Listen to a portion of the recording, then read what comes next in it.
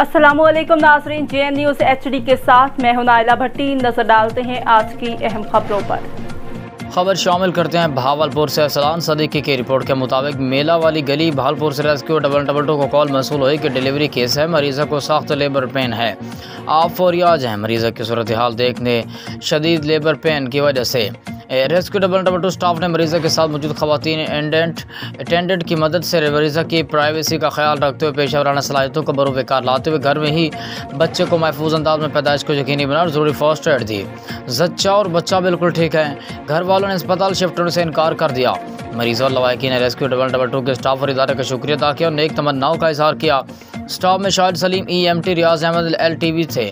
हमारी Punjab emergency service department से गुजारिश है कि रेस्क्यू 222 ऐसी सूरत हाल से निपटने के लिए फीमेल स्टाफ भी शामिल किया जाए।